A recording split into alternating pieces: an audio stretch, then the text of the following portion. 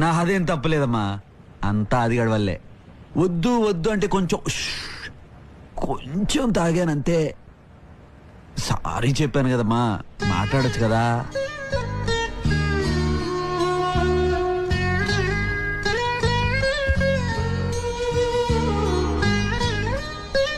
అమ్మా బాధగా ఉంది.